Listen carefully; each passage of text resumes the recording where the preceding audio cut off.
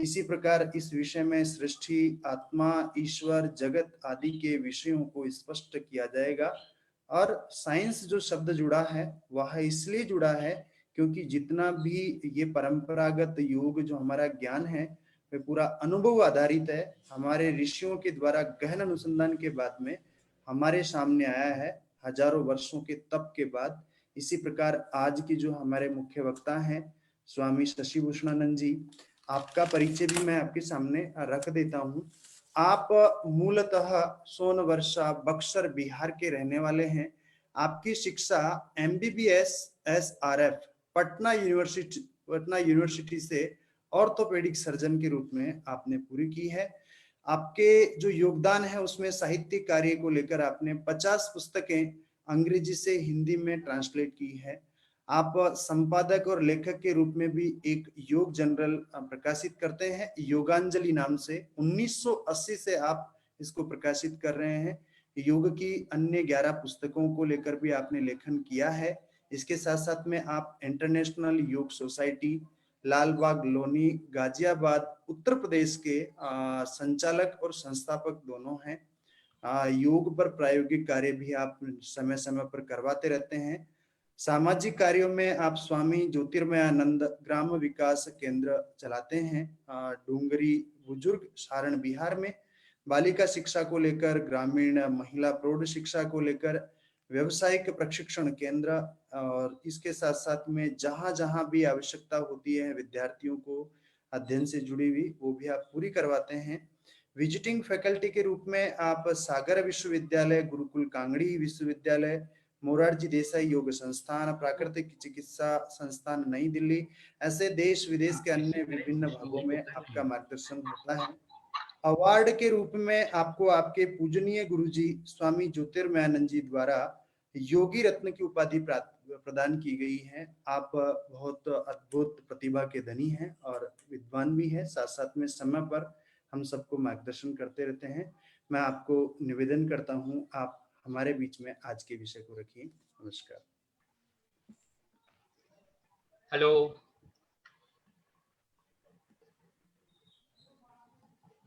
Om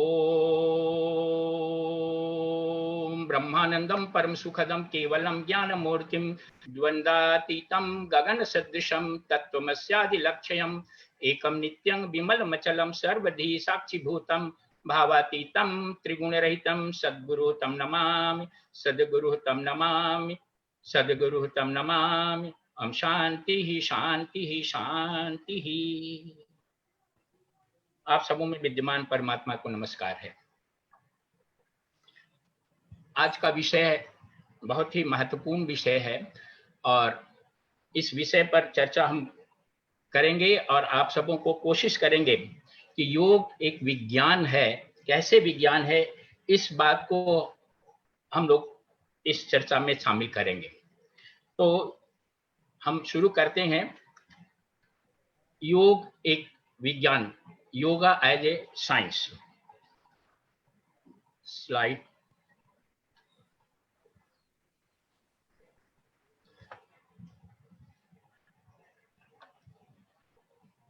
just a minute please, एक slide.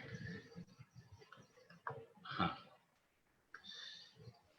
सबसे पहले मैं अपने गुरुदेव श्री स्वामी ज्योतिर्मयानंद जी महाराज को नमस्कार करते हुए इस व्याख्यान का आरंभ करता हूं, क्योंकि जो कुछ भी मैं इस चर्चा में बात कहूंगा वो श्री गुरुदेव की पुस्तकों से और उनके द्वारा प्राप्त जो मार्गदर्शन है उसी के आधार पर होगा। स्वामी ज्योतिर्मयानंद जी स्वामी शिवानंद जी महाराज के डायरेक्ट शिष्यों में से एक हैं, जो शायद आज के युग में एक जीवंत शिष्य हैं, जो जीवित हैं। अब उनके डायरेक्ट शिष्य संसार में नहीं रहे हैं। सबसे पहले हम लोग साइंस के विषय में जानना चाहेंगे कि साइंस का डिफिनीशन क्या है, तब उसी के आधार पर हम कोशिश करेंगे कि ये सिद्ध करें कि योग भी साइंस है और कैसे है। तो साइंस का जो क्लासिकल डिफिनीशन है वो है कि science is the pursuit and application of knowledge and understanding of the natural and social world following a systematic methodology based on evidence। ये एक ऐसा ज्ञान की विधा है जहां संसार के विषय में हम सिस्टमेटिक ढंग से एक मेथोडोलॉजी के अनुसार हम इसको एविडेंस के आधार पर जानने का कोशिश करते हैं।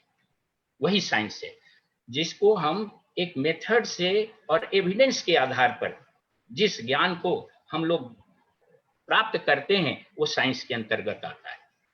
तो इस कसौटी पर हम योग को देखेंगे कि ये कैसे साइंस के पैरामीटर में फिट हो रहा है या नहीं।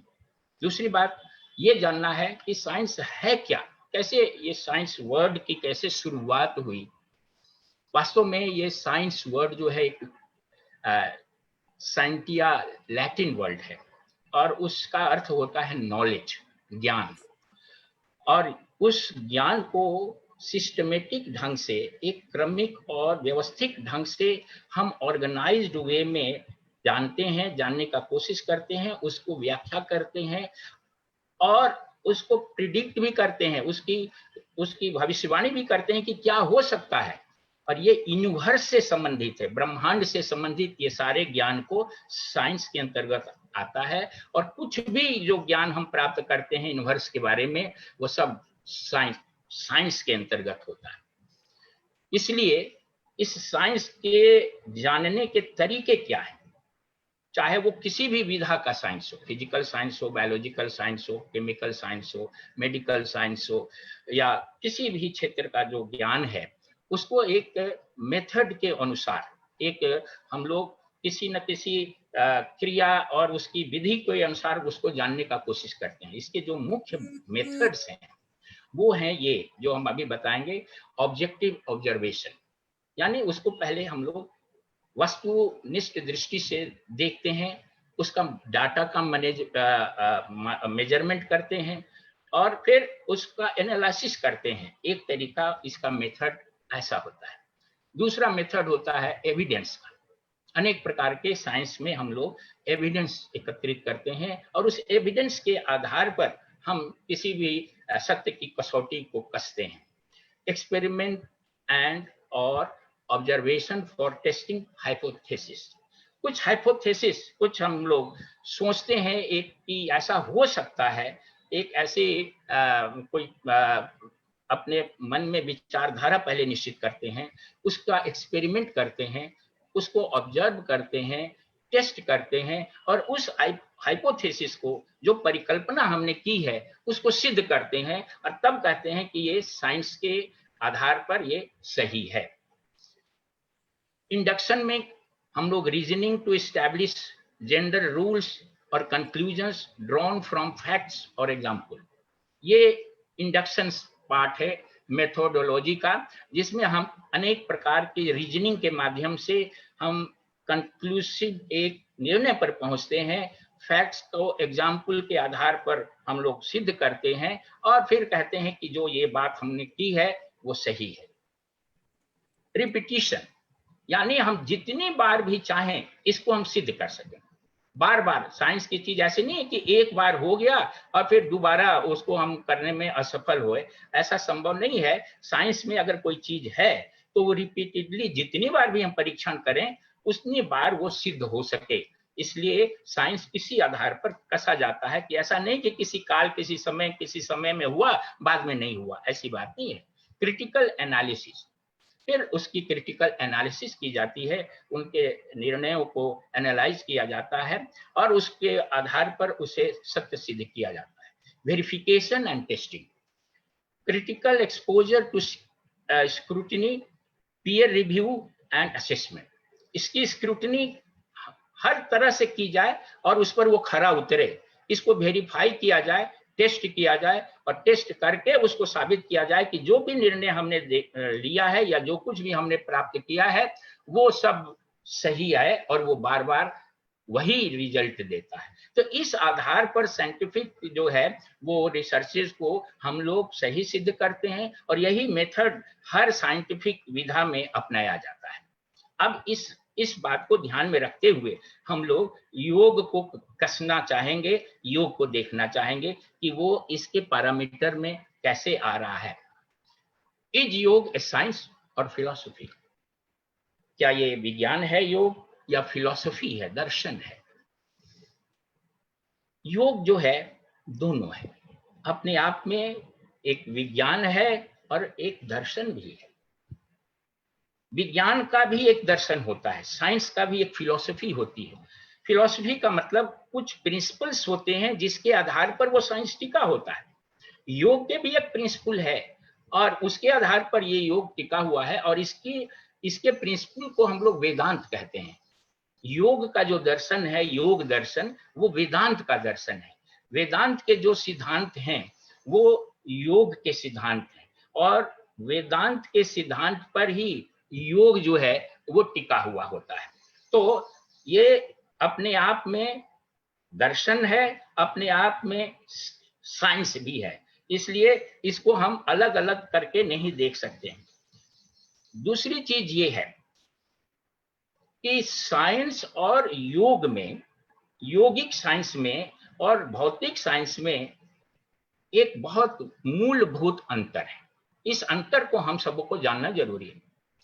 जो फिजिकल साइंस होता है, लौकिक साइंस, बायोलॉजिकल साइंस हो या कोई और साइंस हो, उसमें चीजें अज्ञात होती है।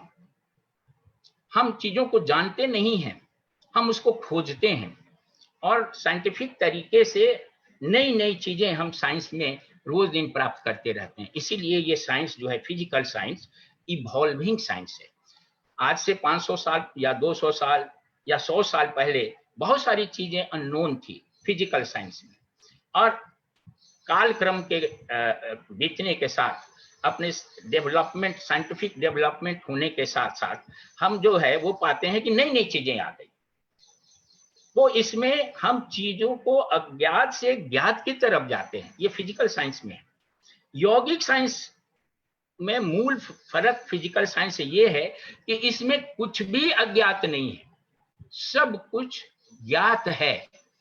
फिजिकल साइंस में सब कुछ अज्ञात है, हम जानने की तरफ बढ़ते हैं।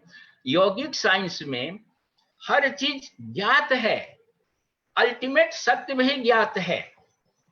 आसन से क्या होगा ये ज्ञात है, ध्यान से क्या होगा ये ज्ञात है, प्राणायाम से क्या होगा ये ज्ञात है, आत्म साक्षात्कार कैसे होगा, कैसा होता है ये ज्ञात है, आत्मा क्या है ये ज्ञात है। हमें कोई चीज अज्ञात नहीं है। करना क्या है, इसमें रियलाइजेशन किया जाता है, इसका साक्षात्कार किया जाता है। ये स्वयं पर एक्सपेरिमेंट करके स्वयं उसकी अनुभूति की जाती है। ये मूलभूत फर्क है। इसमें ऐसा कुछ नहीं है कि आप योग में, वेदांत में, साइंस के माध्यम से कोई नई चीज खोज सकते हैं, कुछ नहीं हो सकती है। इसमें हर चीज पहले से ज्ञात है। और आपको एक छोटी सी बात बताएं कि जब से फिजिकल साइंस के आधार पर योग के बातों को कसना शुरू किया गया है, तो आपने देखा होगा कि ये साइंस उन्हीं सब बातों को सिद्ध करता है कि आसन करने से क्या लाभ होता है। ये योग जो बता रहा है, हम अपने फिजियोलॉजिकल साइंस से या मटेरियल साइंस से हम उन्हीं चीजों को पुनः सिद्ध करते हैं कि नहीं ये बात ठीक है। ध्यान से क्या लाभ होता है, योग बताता है पहले से, माइंड पर, बॉडी पर उसका क्या इफेक्ट होगा। जो हमारी अभी साइंटिफिक मेथड से जब हम प्रूव करते हैं, एक्सपेरिमेंट करते हैं, तो वही चीज प्रूव होती है। तो मेरे कहने का ये अर्थ था कि योग में कुछ भी अज्ञात नहीं है, सब ज्ञात है। हम ज्ञात को रियलाइज करते हैं, पुनः ज्ञात करते हैं, और साइंटिफिक बेसिस पर उसको हम पुनः एविडेंस को हम स्थापित करते हैं। इसलिए इसमें नया कुछ नहीं होता है, हम उसी चीज को अपने अनुसार उसको सिद्ध करते हैं। दूसरी चीज एक महत्वपूर्ण है कि ये जो साइंस है, भौतिक साइंस से परे है, ऊपर है। इसलिए योग साइंस को हम लोग ट्रांसेंडेंटल साइंस कहते हैं। भौतिक साइंस जो है वो इंस्ट्रूमेंट और फिजिकल मेथड से हम उसको सत्यापित करते हैं। जैसे कोई भी चीज आप ले लें, आसन का क्या प्रभाव पड़ता है, प्राणायाम का क्या प्रभाव पड़ता है, ध्यान का क्या प्रभाव पड़ता है, ये कोई भी चीजें हैं तो उसको हम फिजिकल मेथड से, फिजिकल आधार पर सिद्ध करते हैं। लेकिन इन फिजिकल आधार के अलावे योग का जो प्रभाव है वो सूक्ष्म और कारण तल पर भी पड़ता है, एस्ट्रल और कॉजल प्लेन पर भी पड़ता है, जिसको मापने के लिए फिजिकल साइंस के पास फिजिकल मेथड से उन चीजों को नापा नहीं जा सकता है। इसलिए योग साइंस के जितनी भी उपलब्धियां हैं उनको भौतिक साइंस के मेथड से हम किसी को एक्सपेरिमेंट करके या लेबोरेटरी में हम उसको अभी नहीं दिखा सकते हैं, जब तक कि हमारा साइंस फिजिकल साइंस में भी एस्ट्रल और कॉजल लेवल तक पहुंचने की शक्ति ना हो जाए। जैसे एक छोटा सा उदाहरण देते हैं, जैसे कोई माता अपने पुत्र को कितना प्रेम करती है, इसको मापने का कोई थर्मामीटर बैरोमीटर नहीं है। कोई ये नहीं है कि किसी माँ को लगा के देखा जाए और कहा जाए कि इसकी 10 डिग्री तक ये अपने बच्चे को प्रेम करती है, ये 4 डिग्री तक प्रेम करती है, क्योंकि वो जो प्रेम अनुभूति है वो एस्ट्रल प्लेन पर होता है, और एस्ट्रल प्लेन के चीजों को हम लोग उसके इफेक्ट को भले फिजिकली नाप सकते हैं। जैसे हम क्रोधित होते हैं तो हमारे बॉडी में क्या चेंजेज आता है, हम प्रसन्न रहते हैं तो हमारे क्या बॉडी में चेंजेज आता है, हमारे केमिकल बैलेंस में क्या परिवर्तन आता है, इसको हम नाप सकते हैं कि कुछ हार्मोन्स बढ़ते हैं, कुछ घटते हैं, कुछ फीलिंग जब होती है तो कुछ चीजें बढ़ती घटती हैं, तो कौन चीजें बढ़ती है कौन चीजें घटती हैं वो हम नाप सकते हैं। लेकिन वो फीलिंग कितने डिग्री की है वो हम अभी नहीं नाप सकते हैं। तो इसलिए ये आशा करना कि योग की जितनी भी चीजें हैं उनको वर्तमान साइंटिफिक आधार पर हम नाप के अभी आज के डेट में दिखा दें, ये संभव नहीं है। इसलिए हमें इंतजार करना पड़ेगा कि साइंस फिजिकल साइंस भी धीरे धीरे डेवलप हो और इसकी पैठ एस्ट्रल और कॉजल प्लेन में भी हो। अभी हम इसके आगे बात कर रहे हैं। ये स्लाइड आपको देखिए, यहाँ आपको ये यूनिवर्स का एक सेक्शन दिखाया गया है, ट्रांसफर सेक्शंस दिखाया गया है। ये जो समस्त सृष्टि है अभी फिजिकल साइंस के अनुसार, फिजिकल साइंस के अनुसार जो समस्त सृष्टि है वो समस्त सृष्टि केवल फिजिकल प्लेन पर है, लेकिन यौगिक साइंस के अनुसार फिजिकल प्लेन जो है वो केवल फिजिकल प्लेन नहीं है। ये जो फिजिकल प्लेन है जो आप आंखों से इंद्रियों से बाहरी कोई इंस्ट्रूमेंट से जिसका अनुभव करते हैं इंद्रियों के माध्यम से, वो फिजिकल वर्ल्ड है। लेकिन यौगिक साइंस के अनुसार ये फिजिकल वर्ल्ड जो है इस एस्ट्रल प्लेन पर सूक्ष्म तल पर टिका हुआ है। इसके नीचे गहराई में एक बहुत बड़ा, जैसे फिजिकल प्लेन का प्लेन है वैसे ही एस्ट्रल प्लेन एक है जो सूक्ष्म तल कहलाता है। सूक्ष्म तल से भी नीचे एक तीसरा तल है जिसको कॉजल प्लेन कहते हैं, कारण तल कहते हैं, जो कि सूक्ष्म और स्थूल दोनों को धारण किए हुए, और इन तीनों तलों से भी और सूक्ष्म सबसे गहनतम जो है वो है ब्रह्मांडीय सेल्फ, जिसको परम पुरुष आत्मन ब्रह्मन कहते हैं, जिससे ये तीनों तल जो है वो प्रोजेक्ट हो रहे हैं। अब यौगिक साइंस इन प्लेनों की गहराई तक है, एस्ट्रल प्लेन, कॉजल प्लेन और द प्लेन ऑफ सेल्फ या स्पिरिचुअल प्लेन भी कह सकते हैं। जब तक हम अभी जो साइंटिफिक मेथड्स हमारे हैं वो फिजिकल प्लेन तक की चीजों तक ही सीमित हैं, फिजिकल प्लेन तक हम जो है हम जान सकते हैं, लेकिन एस्ट्रल कॉजल और स्पिरिचुअल प्लेन का अभी तक हमारी पहुंच फिजिकल साइंस की नहीं है। इनकी पहुंच एस्ट्रल कॉजल और स्पिरिचुअल मेथड से हो सकती है। इसलिए उस दृष्टि से अगर हम देखें तो हमारा जो साइंस है, जो यौगिक साइंस है, ये फिजिकल साइंस से बहुत आगे है। इसीलिए इसको परा विज्ञान कहते हैं। ये विज्ञान से ट्रांसेंडेंटल साइंस है, ये साइंस से परे है, विज्ञान से परे है, विज्ञान इसका एक पार्ट है। तो इसलिए हम ये कहना चाहेंगे कि जो योगा एज ए साइंस की बात अगर हम करते हैं तो yoga is a complete science कहें, yoga is a transcendental science कहें, yoga is not a physical science. ये इसको हम फिजिकल मेथड से हम नहीं जान सकते हैं। विवेकानंद जी का कहा हुआ है कि एक समय ऐसा आएगा कि हर योगी साइंटिस्ट होगा और हर साइंटिस्ट योगी होगा। हर साइंटिस्ट, हमारे जितने योगी थे वो सब साइंटिस्ट थे, और वो सारे के सारे अपने आश्रमों में या तपस्या स्थली में वो सब इस एक्सपेरिमेंट करते थे। फिजिकल एक्सपेरिमेंट भी करते थे और एस्ट्रल और कॉजल एक्सपेरिमेंट भी करते थे। तो यहाँ ये बात को समझ लेने की आवश्यकता है कि योगिक साइंस जो है वो फिजिकल साइंस से बहुत गहरा है, बहुत ऊंचा है, और इसके अंतर्गत फिजिकल साइंस सम्मिलित है। फिजिकल साइंस से योग जो है फिजिकल साइंस को डिनाई नहीं करता है। इसी तरह से हमने पहले ही बताया कि साइंस जो है वो साइंस जो है वो किसी सिद्धांत पर निर्भर होता है, एविडेंस पर निर्भर होता है। तो जैसा मैंने बताया कि योगिक साइंस का सिद्धांत जो है वो वेदांत है, इसकी फिलॉसफी भी वेदांत है, यानी दर्शन भी वेदांत है, और इसका जो साइंटिफिक अप्रोच है वो भी वेदांत है। वेदांत की दृष्टि से ये माना गया है कि समस्त ब्रह्मांड ये 3 प्लेन में है, जैसा पीछे हमने बताया था, एस्ट्रल, फिजिकल और कॉजल। उसी तरह से इंडिविजुअल सोल जो है, इंडिविजुअल पर्सनैलिटी जो है व्यक्ति का, वो भी 3 प्लेन में है। फिजिकल प्लेन, व्यक्ति का जो फिजिकल बॉडी है वो ब्रह्मांड के फिजिकल प्लेन के साथ मिला हुआ है।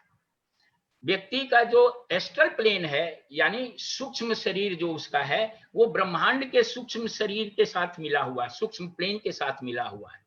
व्यक्ति का जो कॉजल प्लेन है वो ब्रह्मांड के कॉजल प्लेन, यानी जो उसका कारण तल है, उसके साथ मिला हुआ है।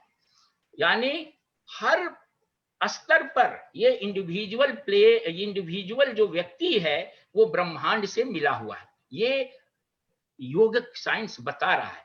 अब ये फिजिकल साइंस अपने मेथड से ये प्रूव करेगा, और यदि आप योगिक मेथड से चाहेंगे तो आप इस चीज को स्वयं रियलाइज कर सकते हैं कि कैसे फिजिकल बॉडी फिजिकल वर्ल्ड से कैसे मिला है।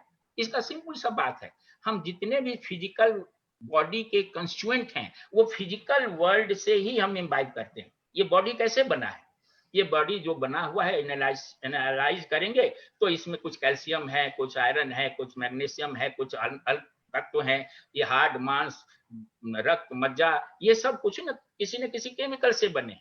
ये सारे केमिकल्स, ये सारे तत्व जो हैं वो फिजिकल वर्ल्ड से आते हैं, और ये इसके नष्ट होने पर भी हम क्या करते हैं, इस बॉडी को फिजिकल प्लेन में डाल देते हैं, चाहे जला दें, चाहे गाड़ दें, चाहे कुछ भी कर दें, ये फिजिकल बॉडी फिजिकल प्लेन के साथ एक हो जाती है। एस्ट्रल बॉडी जो है वो ये विश्व ब्रह्मांड की एस्ट्रल प्लेन के साथ मिल जाता है, और कॉजल प्लेन या कॉजल शरीर जो है वो विश्व ब्रह्मांड के कॉजल प्लेन के साथ मिल जाता है। आप इससे अभिन्न रूप से जुड़े हुए हैं। ये योगिक साइंस का एक सिद्धांत है, और ये सिद्धांत जो है योग पर नहीं आधारित है, ये साइंस पर आधारित है, एक नॉलेज पर आधारित है, और इसको सिद्ध किया जा सकता है। और इसको सिद्ध करने के लिए आपको फिजिकल मेथड, एस्ट्रल मेथड और कॉजल मेथड, तीनों मेथड को अपनाना होगा। मैं वो वहां डिटेल में नहीं अभी जाऊंगा कि एस्ट्रल मेथड, कॉजल मेथड क्या है। अब इस दूसरा जो इंपॉर्टेंट बात है, जैसा मैंने कहा कि साइंस जो है वो नियम पर आधारित होता है, एक तर्क पर आधारित होता है, उसका आप मेथड से उसको ज्ञात कर सकते हैं, आपको एविडेंस उसको प्राप्त हो सकता है। उसी तरह से ये सूक्ष्म शरीर की बनावट का एक छोटा सा यहाँ उदाहरण है कि यहाँ शरीर में हमारे ही स्थूल शरीर के साथ सूक्ष्म शरीर मिला रहता है। हम सूक्ष्म शरीर की बनावट की गहराई में नहीं जाएंगे, केवल यही बताना चाहते हैं कि हर व्यक्ति के स्थूल शरीर के अंदर उसके साथ उसका सूक्ष्म शरीर भी अट्यून्ड रहता है।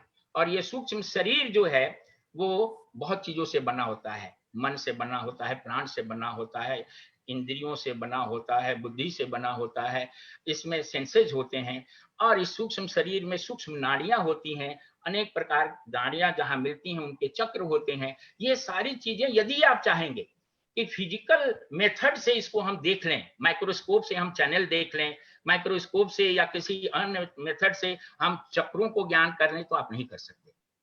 इसके लिए सूक्ष्म मेथड्स अपनाने होंगे। और ऋषियों ने, साइंटिस्टों ने, ये वो योग के साइंटिस्ट थे ऋषि, उन लोगों ने ये जो चक्र की बनावट भी निश्चित की है कि इस चक्र का आकार क्या है, रंग क्या है, इसमें इसका स्पंदन का फ्रीक्वेंसी क्या है, इसका बीजाक्षर क्या है, बीज मंत्र क्या है, यहाँ कितनी नाड़ियां होती हैं, ये क्या कार्य करता है, और किस चक्र का हमारे स्थूल शरीर के किस अंग के साथ कोरस्पॉन्डिंग उसका संबंध है, ये सब अपने अंतर्दृष्टि से देखा गया है। और हम अगर आज चाहें तो आज भी उस मेथड को, उस अंतर्दृष्टि मेथड को विकसित करके उसको देख सकते हैं। यहाँ बताने का ये कोशिश किया जा रहा है। हम इसमें ये दिखाने का कोशिश कर रहे हैं कि जैसे चक्रों का वर्णन आता है और उसमें मूलाधार चक्र से सहस्त्रार चक्र तक ये विभिन्न चक्र हैं, तो आप देख रहे हैं कि सबसे नीचे ये माना गया है कि स्पाइनल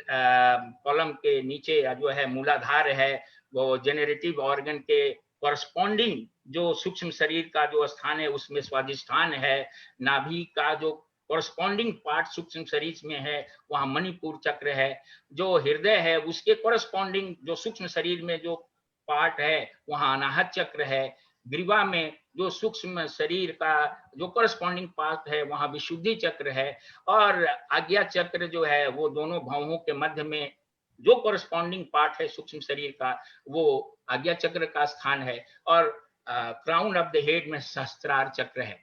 ये ऐसा नहीं है कि आप यहाँ पर क्राउन ऑफ द हेड में या हृदय में या ग्रीवा में या नाभि में वहां ये मणिपुर चक्र को देख सकेंगे या अनाहत चक्र को देख सकेंगे। ये सूक्ष्म शरीर का पार्ट होने के कारण आप स्थूल मेथड से उसको नहीं देख सकते, उसके लिए सूक्ष्म मेथड अपनाना पड़ेगा। यहाँ केवल यही जानना है कि सूक्ष्म शरीर में चक्रों की जो ये स्थिति बताई गई है, स्थूल शरीर में उसके कॉरस्पॉन्डिंग बड़े इंपॉर्टेंट नर्व प्लेक्ससेज हैं, जहां पर बहुत चीजों का, नाड़ियों का केंद्र माना जाता है, जहां से इंपॉर्टेंट फंक्शंस का कंट्रोल होता है, वो हमारे स्थूल शरीर में विद्यमान है कॉरस्पॉन्डिंग। तो ये हम दिखाने का कोशिश कर रहे हैं कि स्थूल और सूक्ष्म शरीर के अंदर एक तारतम्य है, ये दोनों एक दूसरे से मिले हुए हैं, और एक नियम के अनुसार हम ये चलते हैं, और नियम के अनुसार इनका गाइडेंस होता है। इसलिए ये जो योग है वो एक साइंस है, क्योंकि साइंस नियम के अनुसार चलता है। उसी अनुसार से एक ये भी सिद्धांत है योग का कि हमारा ये जो पूर्ण व्यक्तित्व है, तीनों शरीर, फिजिकल, एस्ट्रल और कॉजल, इसके 5 जो है कोश हैं। ये जो साइंस, जो योग के विद्यार्थी हैं जानते हैं कि अन्नमय कोश, प्राणमय कोश, ये मनोमय कोश, ज्ञानमय कोश और आनंदमय कोश, ये 5 कोश जो हैं ये हमारे 3 शरीर को, ये कोश जो है शीत, ये ढके हुए रहते हैं। ये फिजिकल बॉडी में केवल अन्नमय कोश रहता है, और ये 3 कोश जो है प्राणमय कोश, मनोमय कोश और ज्ञानमय कोश, ये कुल तीनों मिलकर के एस्ट्रल बॉडी बनाते हैं, और आनंदमय कोश कॉजल बॉडी बनाता है।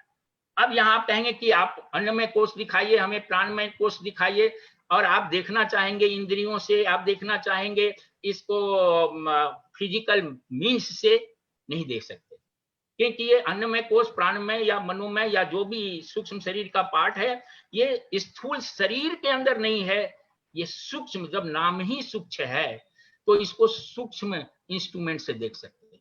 और सूक्ष्म इंस्ट्रूमेंट क्या है? वो सूक्ष्म इंस्ट्रूमेंट फिजिकल नहीं हो सकता है, ये सूक्ष्म इंस्ट्रूमेंट रियलाइज करके आपको अंतःप्राज्ञिक दृष्टि से देखना होगा। उसके लिए अनेक प्रकार की साधनाएं हैं जिसके द्वारा आप अपने मन को विकसित कर करके इन अपने ही शरीर के इन कोशों का साक्षात्कार कर सकते हैं, देख सकते हैं। इन कोशों की बनावट, इनकी एनाटॉमी हमारे योगियों ने कैसे ज्ञात की, इसके लिए उन लोगों ने सूक्ष्म स्तर पर जाकर के अपने ही सूक्ष्म शरीर को देखा, और ये आज भी देख सकते हैं, कोई भी व्यक्ति देख सकता है और रियलाइज कर सकता है। इसलिए योग के अचीवमेंट को रियलाइजेशन कहते हैं, साक्षात्कार कहते हैं। इसको स्वयं साक्षात्कार करना पड़ता है। इसी तरह से अभी हमने योग की एनाटॉमी के बारे में थोड़ी सी बताई। योग की अपनी फिजियोलॉजी भी है। ये योग का एक फिजियोलॉजिकल सिद्धांत है। जैसे हमारी भौतिक फिजियोलॉजी होती है, शरीर क्रिया विज्ञान जिसको कहते हैं, जिसको हम देखते हैं कि पाचन कैसे होता है, हम सांस कैसे लेते हैं, चलते कैसे हैं, इसमें तंत्रिका तंत्र कैसे काम करती है शरीर के अंदर, हम मेडिकल लोग उसको पढ़ते हैं। उसी प्रकार से ये सूक्ष्म शरीर के अंदर के जो क्रियाएं हैं वो कैसे होती हैं, और सूक्ष्म शरीर की क्रियाओं से स्थूल शरीर की क्रियाएं कैसे जुड़ी हुई हैं, और वो एक विज्ञान के अंतर्गत जुड़ी हुई हैं, इसलिए हम योग को विज्ञान कहते हैं। वो फिजियोलॉजी का थोड़ा सा आपको एक केवल विहंगम दृष्टि हम देना चाहें। ये हमारा जो शरीर है वो हमारे इस भौतिक शरीर का कंट्रोल 3 कंट्रोल से होता है। जेनेटिक कंट्रोल, न्यूरोलॉजिकल कंट्रोल, और हमारा जो है हार्मोनल कंट्रोल, यानी हम अनुवांशिक तरीके से कुछ कंट्रोल कर होता है, और तंत्रिका तंत्र के स्तर पर नर्वस सिस्टम जो है आपको कंट्रोल करता है, और अंतःस्रावी ग्रंथियां जो हैं हार्मोनल कंट्रोल करती है, इंडोक्राइनल कंट्रोल जिसको कहते हैं। लेकिन ये तो फिजिकल बॉडी की बात मैंने कही, लेकिन इन तीनों कंट्रोलों को भी कंट्रोल करने वाला सूक्ष्म शरीर है। और उस सूक्ष्म शरीर के अंदर जो सूक्ष्म नाड़ियां हैं उनके अंदर एक करंट बहता है जिसको प्राण कहते हैं। और प्राण जो है वो 5 प्रकार के मुख्य प्राण है, और उसके बाद भी कुछ उसके सहायक प्राण 5 प्रकार के भी हैं। अब इन 5 प्रकार के जो मुख्य प्राण हैं उनका स्थूल शरीर में नहीं सूक्ष्म शरीर में केंद्र बने, और उनका फंक्शन निश्चित है, उनकी एरिया निश्चित है, उनका एक खास कलर है, उनका एक चक्र निश्चित है, और उनका रिजल्ट ऑफ कंट्रोल, उनको कंट्रोल जो करेंगे तो उससे क्या रिजल्ट होगा ये सब भी ज्ञात है। तो ये जैसे मुख्य प्राण अपान, समान, व्यान, उदान, इनके अलग अलग, अब मैं डिटेल में नहीं जाऊंगा, इतना समय नहीं है, अलग अलग केंद्र हैं, अलग अलग कार्य हैं, अलग अलग तरह से इनका नियंत्रण है। और वो सूक्ष्म शरीर के अंदर मैंने ये एक बताया ये स्लाइड कि जो ये प्राण का संबंध इन चक्रों से है, मूलाधार स्वादिष्ठान से सहस्त्रार तक, और इन चक्रों का संबंध जैसे मैंने बताया कि स्थूल शरीर में जैसे मूलाधार के करस्पॉन्डिंग पेल्विक प्लेक्सस है, स्वादिष्ठान के कॉरस्पॉन्डिंग जो है सेक्सुअल ग्लैंड्स हैं, मेसेंट्रिक गैंग्लियन है, मणिपुर चक्र के तरफ सोलर प्लेक्सस है, एड्रीनल ग्लैंड है, इंडोक्राइनल पैंक्रियाज है। अब ये हमारे स्थूल शरीर के मुख्य केंद्र हैं, ये मुख्य अंग हैं जिससे बहुत सारी क्रियाएं नियंत्रित होती हैं। तो ये जो चक्र हैं वो अपने कॉरस्पॉन्डिंग जो स्थूल शरीर में जो अंग हैं उनको कंट्रोल करते हैं। और इन यानी जो नर्वस कंट्रोल, इंडोक्राइनल कंट्रोल और जेनेटिक कंट्रोल है उसको ये प्राण यानी ये चक्र के माध्यम से ये कंट्रोल होता है। कहने का तात्पर्य ये है कि हमारे स्थूल शरीर का कंट्रोल हमारे सूक्ष्म शरीर से है, ये मैं बताना चाहता हूं। और ये एक नियम के अनुसार होता है, इसलिए योग जो है ये एक परा विज्ञान है, इस विज्ञान से भी ऊंचा और गहरा विज्ञान है। इसके साथ साथ एक दूसरा बहुत महत्वपूर्ण एक सिद्धांत है जिसको कर्म सिद्धांत कहते हैं, जो हर किसी के जीवन में लागू होता है। ये कर्म सिद्धांत योग का फाउंडेशन है, और ये व्यक्ति और समस्त सृष्टि को नियंत्रित करने वाला सिद्धांत है। इसकी भी गहराई में मैं नहीं जानना चाहूंगा, इसके बारे में केवल इतना कहते हैं कि जो कुछ भी आप कार्य करते हैं मन से, वाणी से, शरीर से, जो कुछ भी करते हैं उसको कर्म कहते हैं। और ये कर्म जो है वो कई प्रकार के हो सकते हैं, अच्छे बुरे मिश्रित। वर्तमान में जो कर्म किया जाता है उसको क्रियामान कर्म कहते हैं। और इस क्रियामान कर्म का एक सिद्धांत है कि जो आप वर्तमान में कार्य कर रहे हैं उसको क्रियामान कर्म कहते हैं। ये क्रियामान कर्म आपका जीवन का इस जीवन में आप करते हैं, लेकिन ये क्रियामान कर्म 100% आप जो हैं फ्री नहीं है। आपके प्रारब्ध से क्रियामान कर्म का नियंत्रण होता है। आपका प्रारब्ध कर्म क्या है? इस जीवन में जो कुछ भी आप भोग करेंगे, अनुभव करेंगे, इस जीवन में आपकी आयु कितनी होगी, आप क्या अनुभव करेंगे और किस वर्ग में आपका जन्म होगा, ये सब निश्चित प्रारब्ध कर्म से हो जाता है। और ये प्रारब्ध कर्म आपके इस वर्तमान जीवन का ब्लूप्रिंट है। और इसमें थोड़ा बहुत फर्क होता है, लेकिन आपके जीवन का एक प्रकार से ये प्लान बन जाता है और इसमें आप जो है इसी के दायरे में आप जीते हैं। ये प्रारब्ध कर्म बनता है संचित कर्म से। आप जो कुछ भी वर्तमान में कर्म कर रहे हैं, उसका एक हिस्सा यानी संस्कार के रूप में आप जो कर्म करते हैं, उसका एक बीज बनता है, उसको संस्कार कहते हैं। वो संस्कार आपके संचित कर्म कोश में जमा हो जाता है, 100% नहीं, उसका एक हिस्सा। और ये हर जन्म में, हर जीवन में जो संस्कार संग्रहित होता है, उसको संचित कर्म कोश कहते हैं।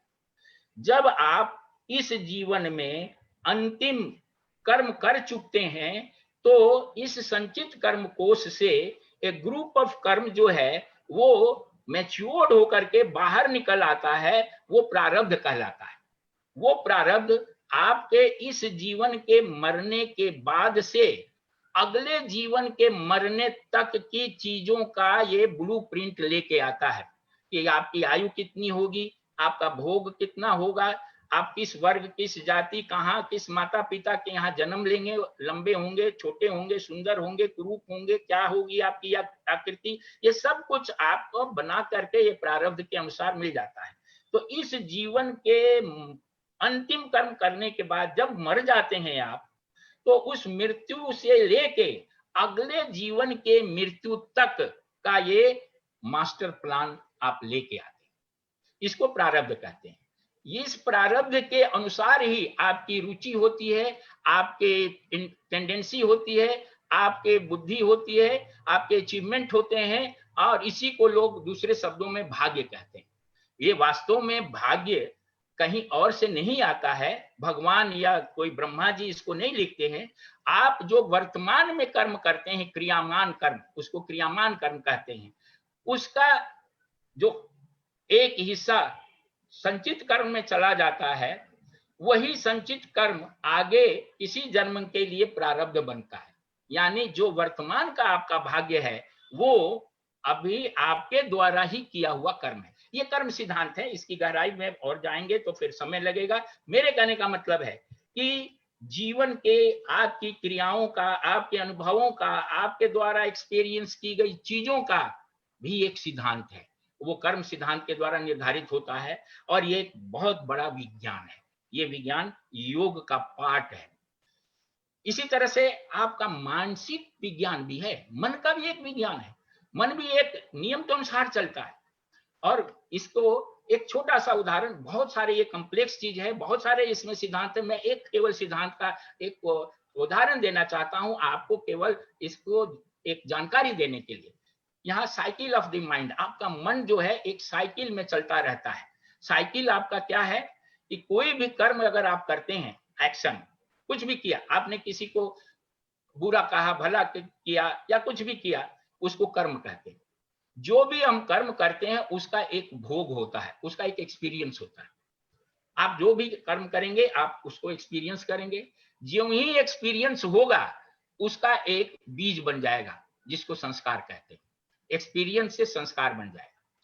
संस्कार आपके गहराई में, कॉजल प्लेन में, जिसको चित्त कहते हैं, उस चित्त में संस्कार संग्रहित होता रहता है। कई जन्मों के संस्कार आपके चित्त में संग्रहित हैं। अब ये जो चित्त का संस्कार है, वो धीरे धीरे अनकॉन्शियस माइंड से सबकॉन्शियस माइंड में जब आता है, तो उसको हम लोग वासना कहते हैं, सटल डिजायर, सूक्ष्म इच्छा। यही जब आपको और ऊपर आता है, यानी आपके चेतन मन के में आने लगता है, तो इसको हम लोग थॉट्स बोलते हैं, वृत्ति बोलते हैं। और यही वृत्ति जब है बहुत गहरी हो जाती है तो आपके चेतन मन के सरफेस पर आ जाता है, तो आपके अंदर डिजायर उत्पन्न होता है, जिसको काम कहते हैं। आपके अंदर जब बहुत गहरा डिजायर उत्पन्न होगा तो आप फिर वैसी क्रिया करने लगेंगे। तो ये साइकिल ऑफ माइंड ये है कि आप क्रिया से भोग की तरफ बढ़ते हैं, भोग से संस्कार होता है, संस्कार से वासना, वासना से वृत्ति, वृत्ति से काम, और काम फिर आपको कर्म में डाल देते हैं। इस प्रकार से ये साइकिल ऑफ माइंड चलता रहता है। ये एक साइंस का बात है, आप इसको एक्सपीरियंस कर सकते हैं और इसको आप बदल भी सकते हैं। ये सब योग के तरीके हैं, अनेक विधियां हैं जिसको साधना कहा जाता है, जिससे आप इसको अल्टर कर सकते हैं। इस दृष्टि से देखते हैं तो योग एक बहुत गहरा विज्ञान लगता है। उसी तरह से जो आजकल हठ योग है, हठ योगा एंड मॉडर्न फिजियोलॉजी, हठ योग और मॉडर्न फिजियोलॉजी में बहुत संबंध है, गहरा संबंध है, जिसकी स्टडी आजकल बहुत सारे साइंटिस्ट और योग संस्थान कर रहे हैं। जब हम आसन, जैसे सबसे पहले योग को आसन के रूप में ही देखा जाता है, आसन को ही 100% योग लोग मानते हैं, ऐसी बात नहीं है। आसन योग का एक पार्ट है। राज योग में, अष्टांग योग में आसन जो है, यम, नियम, आसन, प्राणायाम आप जानते हैं, तो उसका एक पार्ट है अष्टांग योग में, और राजयोग का एक पार्ट है। अष्टांग योग राजयोग को कहते हैं, राजयोग में आसन एक पार्ट है, और राजयोग संपूर्ण योग का एक अंश है। ये जो योग है ये समग्र व्यक्तित्व विकास का के लिए है, और हमारा जो व्यक्तित्व है वो 4 आधार स्तंभों पर टिका है। हमारा व्यक्तित्व कर्म पर टिका है, हमारा व्यक्तित्व भाव पर टिका है, हमारा व्यक्तित्व संकल्प पर टिका है, हमारा व्यक्तित्व जो है वो ज्ञान पर टिका है। तो ज्ञान, संकल्प, भाव और क्रिया, व्यक्तित्व को विकसित करने की विधि जो है वो है, संपूर्ण रूप से विकसित करने की विधि योग है। क्रिया को विकसित करने के लिए निष्काम कर्म योग, भाव को विकसित करने के लिए भक्ति योग, संकल्प को विकसित करने के लिए राजयोग, और ज्ञान को विकसित करने के लिए ज्ञान योग। और ये जब चारों योग को हम जब समग्र रूप से फॉलो करते हैं तो वही संपूर्ण योग या योग है। केवल आसन योग नहीं है, इस बात को भी ध्यान में रखने की जरूरत है। आसन एक योग का पार्ट है। तो अभी हम चूंकि आसन से सब लोग ज्यादा संबंधित हैं, जानते हैं, तो आसन यदि आप करते हैं तो क्या होता है। आसन जब करते हैं उससे क्या है कि आपके जो कंट्रोल सिस्टम है, मैंने पहले बताया कि एंडोक्राइनल कंट्रोल, जेनेटिक कंट्रोल और नर्वस कंट्रोल है। अगर आप दीर्घ काल तक आसन करेंगे तो balance, endocrinal and nervous control, तब आपके ये तीनों कंट्रोल बैलेंस में आते हैं। अगर ये कंट्रोल, शारीरिक कंट्रोल ये बैलेंस में होंगे तो क्या होगा, increases mind and body control, इससे मन और शरीर का कंट्रोल बढ़ता है। इससे क्या होगा, काम, रिलैक्स, रिफ्रेश। अगर आपका मन और शरीर संतुलित है, नियंत्रित है, तो आप जो हैं काम होंगे, रिलैक्स रहेंगे और तरोताजगी का महसूस करेंगे। आप अगर उत्तेजित हैं, उद्विग्न हैं और रिफ्रेशनेस का अनुभव नहीं कर रहे हैं, इसका मतलब है कि आपका माइंड और बॉडी पर कंट्रोल नहीं है। माइंड और बॉडी पर कंट्रोल नहीं होने का कारण क्या है कि आपके अंदर जो है ये जो नर्वस कंट्रोल, इंडोक्राइनल कंट्रोल और जेनेटिक कंट्रोल है वो संतुलित नहीं है। इसको ठीक करना पड़ेगा। ये ऐसा नहीं है कि शॉर्टकट कोई काम कर दें और इससे काम बस सब कुछ ठीक होगा। क्रियाओं को लंबे समय तक करने पर उसका इफेक्ट होता है। तो जब आपके माइंड और बॉडी का कंट्रोल होता है तो ये लाभ होता है, और जब आपका काम रहेंगे, रिलैक्स रहेंगे, रिफ्रेश रहेंगे, तो आपका हेल्थ ठीक रहेगा, आप में खुशहाली मिलेगी, आप में सामंजस्य होगा, आपके घर में सामंजस्य, ऑफिस में सामंजस्य, अपने आप से सामंजस्य, वातावरण से सामंजस्य। आपकी हैप्पीनेस चीजों से नहीं आती है। Happiness is a state of mind. Happiness ये नहीं है कि हमारे पास बहुत बहुमूल्य चीजें हैं तो हम खुश हैं, नहीं। आपका जब माइंड का स्टेट ठीक नहीं होगा तो आप ठीक नहीं होंगे। और हेल्थ जो है ये डिजीज फ्री होना हेल्थ नहीं है, बहुत रॉबस्ट होना हेल्थ नहीं है, हमको कोई डिजीज नहीं है, हम हेल्दी हैं, ऐसा नहीं है। योग जो है हेल्थ को दो दृष्टि से देखता है, आधि और व्याधि। आधि का मतलब है कि मन क्या रोग, व्याधि का मतलब है शरीर का रोग। व्याधि यानी शरीर से संबंधित, आदि यानी मन से संबंधित। ये आपका माइंड जब तक स्वस्थ नहीं होगा तब तक शरीर स्वस्थ होते हुए भी आप अस्वस्थ हैं। तो वास्तव में हेल्थ, हैप्पीनेस और हार्मोनी जो है ये इन तरीकों से मिल सकती है। और इसके लिए जो है आपको, जैसे मैंने बताया कि अपने समग्र व्यक्तित्व को, ये सब साइंटिफिक बात है, योग क्या साइंस का सिद्धांत है, इसको रियलाइज करना होगा, अनुभव करना होगा, और इसको सिद्ध किया जा सकता है फिजिकल साइंस के द्वारा। तो हमारे व्यक्तित्व की जो पर्सनैलिटी है वो मैंने बताया कि कर्म है, भाव है, संकल्प है और ज्ञान है। इन चारों का समग्र रूप से विकास होना चाहिए। ये चारों जब तक संतुलित रूप से विकसित नहीं होगी, बैलेंस्ड वे में विकसित नहीं होंगी, तब तक आप बैलेंस पर्सनालिटी नहीं हो सकते। और बैलेंस वे में विकसित करने के लिए एकांगिक प्रयास करना जरूरी नहीं है, ये योगा साइंस बताता है।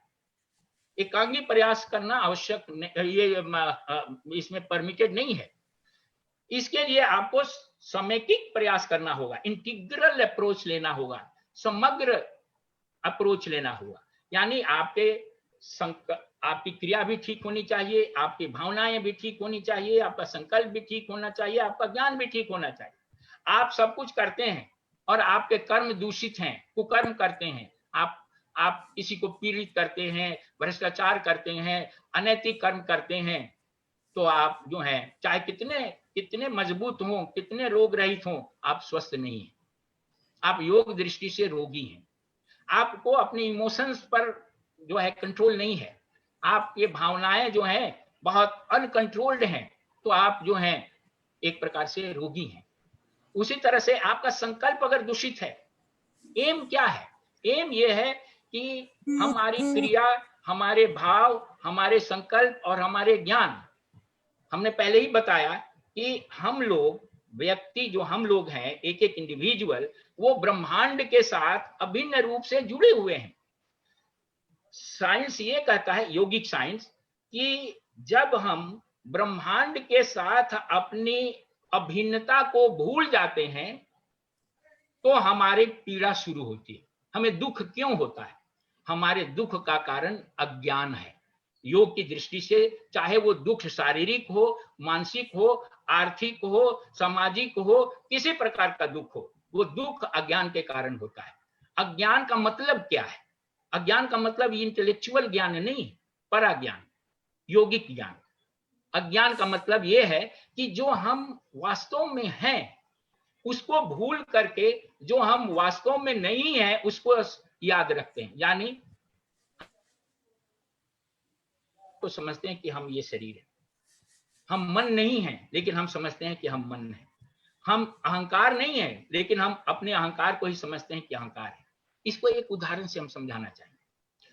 जैसे सागर है, सागर में असंख्य लहरें हैं, हर लहर एक दूसरे से अलग है, लेकिन हर लहर सागर से स्थित है।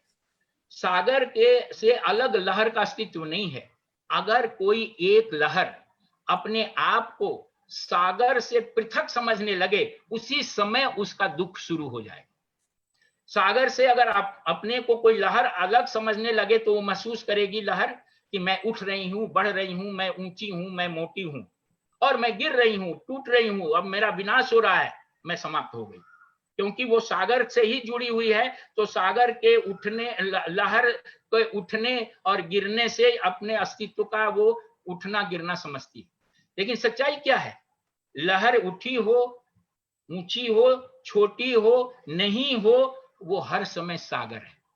अगर वो लहर अपने सागर रूप को हमेशा स्मरण रखे, लहर रूप को गौर कर दे, तो चाहे वो उठे, चाहे वो विलीन हो जाए, वो हमेशा सागर बनी रहे। हमारे दुख का कारण क्या है? इंडिविजुअल पर्सनालिटी का, कि हम अपने आप को एक इंडिविजुअलाइज्ड वैयक्तिक सत्ता समझने लगते हैं। और जब वैयक्तिक सत्ता समझने लगते हैं तो हम अनुभव करते हैं कि हमारा जन्म हो गया, हमारी मृत्यु हो गई, हमें रोग हो गया, हम गरीब हैं, हम धनी हैं, हम दुखी हैं, हम सुखी हैं, यही अज्ञान है। अब इसको हमें दूर करने के लिए ही इंटीग्रल योग या समग्र योग हमें अभ्यास करने की आवश्यकता है। इसीलिए योग में केवल एक ही रोग को पहचान किया गया है, और वो है मूल आधि या मूल व्याधि, रूट डिजीज, जिसको अविद्या या अज्ञान कहते हैं। अगर अविद्या या अज्ञान को हम दूर कर लें तो हमारे सारे रोग समाप्त हो जाएंगे। कैसे समाप्त हो जाएंगे? हमें रोग क्यों होता है? क्योंकि हम जन्म लेते हैं। हम जन्म लेते हैं तो हमारा शरीर होता है। हम जब शरीर में आ जाते हैं, चाहे कोई भी हो, तो शरीर का एक अपना गुण है कि वो जन्म लेगा, बढ़ेगा, बूढ़ा होगा, क्षय होगा, बीमार पड़ेगा और मर जाएगा। लेकिन यदि हमारा जन्म क्यों हुआ? क्योंकि हम अज्ञानी थे, वो अलग है एक जन्म लेने का कारण। अगर हमारा ज्ञान हो जाए, आत्मज्ञान हो जाए, साक्षात्कार हो जाए, तो हमारी मूल व्याधि जब खत्म हो जाएगी तो इंडिविजुअलिटी खत्म हो जाएगी, तो जन्म मृत्यु का चक्र समाप्त हो जाएगा। और जन्म मृत्यु का चक्र समाप्त हो जाएगा, क्या मतलब उसका? ये नहीं कि उसका अस्तित्व समाप्त हो जाएगा। जन्म मृत्यु का होने का, समाप्त होने का मतलब ये है कि लहर की सत्ता जो है अपने आप को समुद्र के रूप में अनुभव कर लेगी और वो कभी भी नहीं मरेगी। समुद्र जैसे शाश्वत है, वैसे ही वो लहर भी हमेशा शाश्वत रहेगी। तो व्यक्तित्व का जब तक ये चारों पक्ष, एक्शन, इमोशन, विल और विजडम, समग्र रूप से विकसित नहीं होगा, तब तक वो साक्षात्कार नहीं होगा। इसके लिए ही योग जो है ये विधि बताता है कि कर्म पक्ष को विकसित करने के लिए निष्काम कर्म योग का अभ्यास करना है, भाव पक्ष को विकसित करने के लिए भक्ति योग का अभ्यास करना है, और संकल्प पक्ष को विकसित करने के लिए राजयोग का अभ्यास करना है, ज्ञान पक्ष को विकसित करने के लिए ज्ञान योग का अभ्यास करना है। ऐसा जब हम करेंगे तो हमारे अंदर, हमारे चित्त के अंदर जो डिफेक्ट्स है, जिसके कारण ये अज्ञान बना रहता है, ये डिफेक्ट जो है ये समाप्त हो जाएगा। इन्हीं के कारण हम अविद्या से ग्रसित रहते हैं। ये योग का साइंस कह रहा है। ये अविद्या से ग्रसित होने का कारण क्या है? ये डिफेक्ट्स हमारे चित्त के क्या है? मल है, विक्षेप और आवरण। ये तीन हमारे डिफेक्ट्स हैं। इन तीनों डिफेक्ट्स को, इन तीनों जो मल है, इनको दूर करना है। यानी मन का इम्प्यूरिटीज जो है वो मल है, मन का डिस्ट्रैक्शन विक्षेप है, और जो हमारे ज्ञान को ढका रखता है वो आवरण है। इन तीनों को दूर करने के लिए हमें ये इंटीग्रल योग का, ये जो है कर्म योग, भक्ति योग, राजयोग और ज्ञान योग का अभ्यास करना होगा। जब इसका हम अभ्यास करेंगे तो वो ये चित्त का विक्षेप दूर होगा, तो हमारा जो है वो मूल व्याधि जो है वो अविद्या, वो नष्ट हो जाएगी। और जब नष्ट हो जाएगी तो ये जो भ्रम है हमारा कि हमारा जन्म हो रहा है, मृत्यु हो रही है, हम आ रहे हैं, जा रहे हैं, ये समाप्त हो जाएगा। और तब हम अपने शाश्वत रूप में अपने आप को रियलाइज कर लेंगे। और ये रियलाइजेशन की भी एक सीढ़ी है। ये देखिए कितना गहरा विज्ञान है। आप अनुभव कर सकते हैं कि आप जो है, हेलो, आप अनुभव कर सकते हैं कि आप इन चीजों को आप स्वयं अनुभव कीजिए। और वो कैसे? कि जैसे जैसे आप अध्यात्म पर आगे बढ़ते जाएंगे, वैसे वैसे आपको पहली सीढ़ी जब होगी वो ये है कि शुभेच्छा उत्पन्न होगा। आप में भावनाएं आएगी कि जीवन क्या है, जगत क्या है, इसको हम जानें, इसको शुभेच्छा कहते हैं। उसके बाद अगर और आप साधना के ऊपर आगे बढ़ेंगे, यानी योग प्रैक्टिस करेंगे, तो आपके अंदर विचारना आएगी, चिंतन मनन बढ़ेगा। फिर आपके अंदर तनु मानसी, यानी आपके जो मल विकार, ये सब जो है तनु होने लगेंगे, एटेन्युएशन होने लगेंगे। फिर अगला स्टेज को सत्वपत्ति कहते हैं, यानी आपके अंदर प्यूरिफिकेशन आने लगेगा, सत्व का प्रवेश होने लगेगा। फिर असम शक्ति, यानी आप में अनासक्ति आएगी। और फिर पदार्थ भावना, ये जगत आपके दृष्टि से समाप्त हो जाएगा, यानी इस जगत को लहर के रूप में जो देखते हैं वो आप जो है ब्रह्मांड को सागर के रूप में, आत्म रूप में देखेंगे। और तब आपको तुरीय अवस्था का बोध होगा और कॉस्मिक कॉन्शसनेस आपके अंदर पैदा होगा। ये स्टेज ऑफ विजडम है, 7 अवस्थाओं में ज्ञान बढ़ता है। और इसमें सबसे लास्ट ये बात ये है कि जो सेंस ऑफ इंडिविजुअलिटी, ये सागर में जो लहरें हैं और लहर के अंदर जो एक एक केंद्र बन जाता है इंडिविजुअलिटी का, वो ज्ञान के बढ़ने के साथ साथ ये लहर सब्सिडाइज होती जाएगी और ये जो ईगो है, अहंग है, अपने आप को समाप्त करते करते लास्ट में आत्मन के रूप में अनुभव कर लेगा और अपने आप को समग्र रूप सागर के रूप में अनुभव कर लेगा। उसकी वैयक्तिकता समाप्त हो जाएगी और जब वैयक्तिकता समाप्त हो जाएगी तो उसे किसी प्रकार का दुख नहीं होगा। यही योग का जो है वो लक्ष्य है और योग इसी साइंस के आधार पर, इसी सिद्धांत के आधार पर, इन्हीं सिद्धांतों के आधार पर साधना बताता है और जो इस पर चलते हैं वो साधक कहलाते हैं, जो इसको पूरी तौर से सिद्ध कर लेते हैं वो संत कहलाते हैं और ये प्रत्येक व्यक्ति का जीवन का लक्ष्य है कि वो आत्मज्ञान प्राप्त करे। लेकिन इसके लिए ध्यान ये रखना है कि योग को समग्र रूप में अपनाया जाए, जिसमें कर्म, भक्ति, ज्ञान और राजयोग, सारे योग शामिल हों, तभी हम एक स्वस्थ, सही माने में स्वस्थ, संतुलित और ज्ञानी व्यक्ति बन सकते हैं। तो हमारा ये मुख्य बात ये था कहना कि सिद्धांत और दर्शन के अनुसार योग एक बड़ा विज्ञान है, ट्रांसेंडेंटल साइंस है और भौतिक विज्ञान उसका एक पार्ट है और भौतिक विज्ञान एक दिन योग के समस्त उपलब्धियों को अपने मेथड से वो सिद्ध करेगा। यदि किसी को कोई सवाल हो तो आप लिख के भेजेंगे, इसको हम जवाब देंगे। इन्हीं शब्दों के साथ मैं अपने वाणी को विराम देता हूं और सागर विश्वविद्यालय के योग विभाग को मैं धन्यवाद देता हूं कि हमें कुछ कहने का मौका दिया, आप लोगों से अपने ज्ञान को शेयर करने का अवसर दिया। कोटि कोटि धन्यवाद। ओम शांति ही शांति ही शांति ही। हरिओम। धन्यवाद सर, आपका बहुत बहुत धन्यवाद। सर, आपने हमें जो जानकारी दी उसमें बहुत महत्वपूर्ण जानकारी दी। आपने योग के विज्ञान को और व्यवहारिक विज्ञान को भी आपने बताया। आपने सृष्टि की संकल्पना को भी हम सबके सामने रखा। आपने परा विज्ञान के रूप में इस बात को सिद्ध करने का प्रयास किया और उस बात को आपने रखा। वैज्ञानिक दृष्टि भी आपने रखी। वैज्ञानिक दृष्टि को लेकर आपने स्वामी विवेकानंद के बात को आपने हम सबके सामने रखा।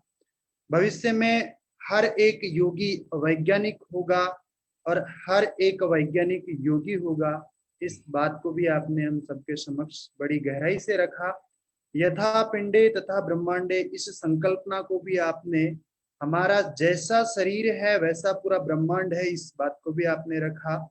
सूक्ष्म शरीर के अंदर चक्र वर्णन को भी आपने हम सबके सामने रखा।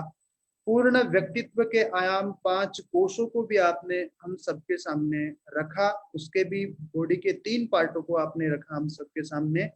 आपने खासकर जो बहुत गहरा विषय बताया वो कर्म की संकल्पना को लेकर आपने हमें बहुत अच्छी जानकारी दी। इसके साथ साथ में आपने सागर और लहर के उदाहरण के द्वारा व्यक्ति और अनंतता के संबंध को भी हम सबके सामने रखा। इसकी जानकारी के अभाव को आपने ज्ञान बताया और इसकी जानकारी होना ज्ञान की स्थिति है। इसके साथ साथ में आपने पूर्णता के साथ साक्षात्कार करने के विज्ञान को भी आपने हम सबके सामने रखा। मन की स्थिति को आपने बताया, ज्ञान की सप्त भूमिकाओं को हम सबके सामने रखा। पुनश्च सर, आपका बहुत बहुत आभार, बहुत बहुत प्रणाम आपको। इसी के साथ साथ में हमारे विभाग के द्वारा, योग विभाग के द्वारा, योग विभाग की छात्रा, शोध छात्रा कोमल के द्वारा उच्चतर योगिक अभ्यास की प्रस्तुति हम सबके सामने होगी। सभी लोग इसको देखें और सावधानी रखें कि इसको आप लोग अभ्यास करते समय, खासकर बहुत एडवांस है इसलिए बड़ी सावधानी से कभी अभ्यास भी करें तो सावधानी से करें। धन्यवाद।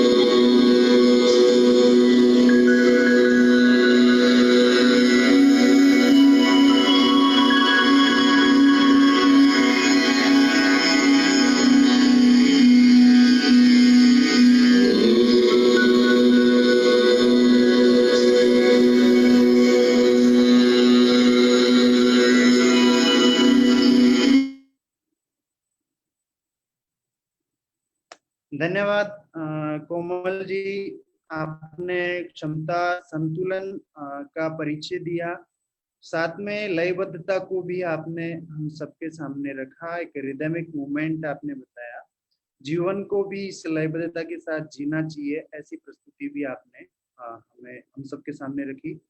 और इसी के साथ साथ में आज हमारा इनॉग्रेशन सेशन था, इसके कारण थोड़ा विलंब हुआ, समय ज्यादा लग गया, इसके लिए सभी से इसको लेकर क्षमा है, क्षमा करना। कल से हमारा समय जो रहेगा वो 8 बजे तक रहेगा, क्योंकि आज कुछ कार्यक्रम भी हमारे सामने थे, इस वजह से समय की थोड़ी अधिकता हम सबके सामने रही। इसी के साथ साथ में आगे कार्यक्रम का अंतिम पड़ाव रखते हुए धन्यवाद ज्ञापन के लिए डॉक्टर अरुण साहू जी से मैं निवेदन करूंगा कि आप धन्यवाद ज्ञापन करें सर। हेलो। जी सर। हेलो सर, आवाज आ रही। सभी को नमस्कार। अंतर्राष्ट्रीय योग दिवस 2020 के तारतम्य में योग शिक्षा विभाग डॉक्टर हरि सिंह गौर केंद्रीय विश्वविद्यालय द्वारा 10 दिवसीय national e workshop yoga, psychotherapy and immunity विषय पर आयोजित किया जा रहा है। यह आयोजन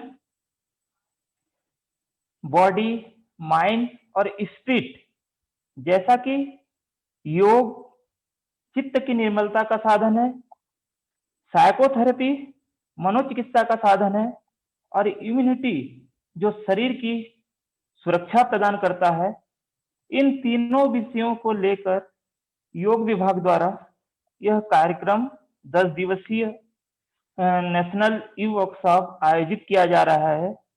और आशा किया जा रहा है कि इस कोविड-19 पेंडेमिक जो टाइमिंग है, इस समय में यह हमारे जीवन के लिए सार्थक हो और हमारे जीवन में शरीर की, मन की और भावनात्मक रूप से हमको मजबूत करे।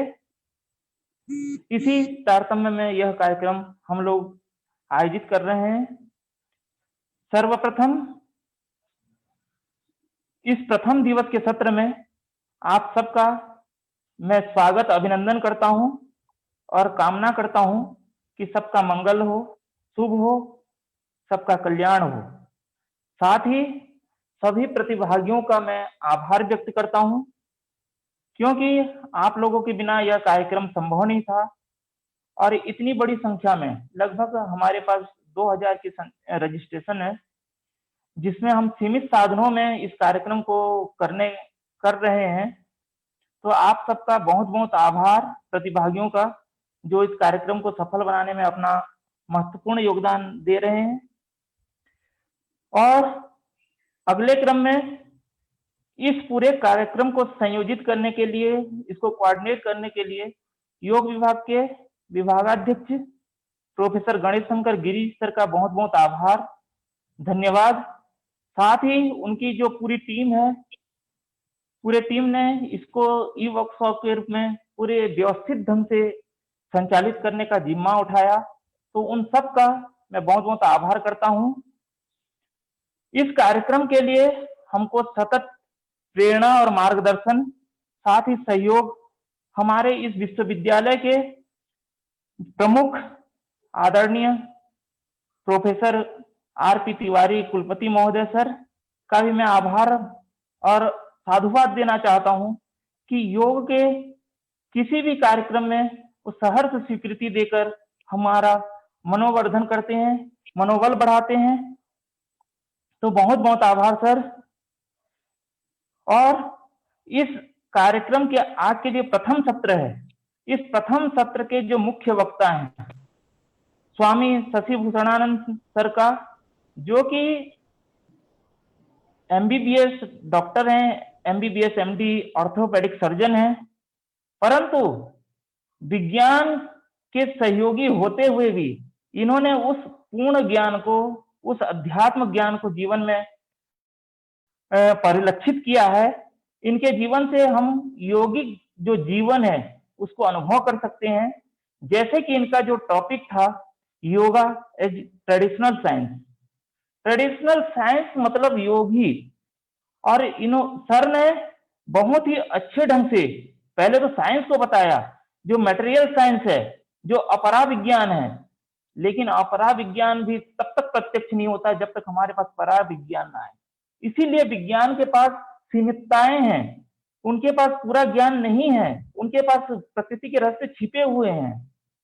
लेकिन जब हमको योग विज्ञान का ज्ञान हो जाता है, हमको बोध हो जाता है, हमको एक्सपीरियंस हो जाता है, तब हमारे पास कुछ भी अप्रत्यक्ष नहीं रहता। इसी प्रकार जितने भी हमारे पास साइंस है, उस साइंस का जो बेस है, जो फाउंडेशन है, जो नींव है, वो हमारा योग विज्ञान है, जो जीवन और प्रकृति के प्रारंभ से हमारे त्रिविध दुखों के निवारण के लिए हमारे सहयोगी रहा है। ऐसे ही ज्ञान को सर ने हमारे पास बहुत ही साइंटिफिक वे में प्रस्तुत किया और हमको मार्गदर्शन दिया। सर का मार्गदर्शन और प्रेरणा भी हमको मिलता रहता है, उन्हीं की आशीर्वाद हमको मिलता रहता है। तो सर का मैं बहुत बहुत धन्यवाद ज्ञापन करता हूं और आशा करता हूं कि उनका आशीर्वाद, प्रेरणा, मार्गदर्शन हमको मिलता रहेगा। जैसे कि कहा गया है, भवतापेन तप्तानाम योगो ही परम औषधम। मतलब इस संसार में जितने प्रकार के भी दुख हैं, उनसे अगर निवृत्ति पानी है तो एक ही औषधि है, वो है योग। इसीलिए भगवान श्री कृष्ण गीता में कहते हैं, योगो भवति दुखा, अर्थात यही योग है जो दुखों को नष्ट करने वाला है, दुखों से निवृत्ति देने वाला है। इसी प्रकार आज के सत्र में कोमल ने योग प्रदर्शन कर सब लोगों के सामने एक योग का जो अभ्यास है, अभ्यास की जो चरम उत्कर्ष है, शरीर के माध्यम से हम उस शरीर के संतुलन के साथ मन के संतुलन को प्राप्त कर सकते हैं, उसको प्रदर्शित किया। तो कोमल का भी मैं बहुत बहुत धन्यवाद ज्ञापन करता हूँ। महेंद्र ने बहुत ही अच्छे ढंग से इस पूरे सत्र को संचालित किया, उसके लिए भी मैं महेंद्र जी का बहुत बहुत धन्यवाद ज्ञापन करता हूँ। दिनेश सब टेक्निकल सपोर्ट के रूप में पूरी इस कार्यक्रम को संयोजित किया। किसी को कोई सुविधा ना हो, जितने लोग जूम में आ सकते थे जूम में उनकी व्यवस्था की, जो लोग जूम में नहीं आ सकते थे उनके लिए फेसबुक की व्यवस्था की। इस प्रकार से उसने पूरी तरह से इस टेक्निकल चीजों को हैंडल किया। तो दिनेश का बहुत बहुत आभार, बहुत बहुत धन्यवाद। और एक बार पुनः मैं सभी लोगों का आभार ज्ञापित करता हूं कि उनका, और आशा करता हूं कि उन सभी का इस 10 दिवसीय कार्यक्रम में ऐसा ही सतत सहयोग और उनका सहयोग मिलता रहेगा। बहुत बहुत धन्यवाद।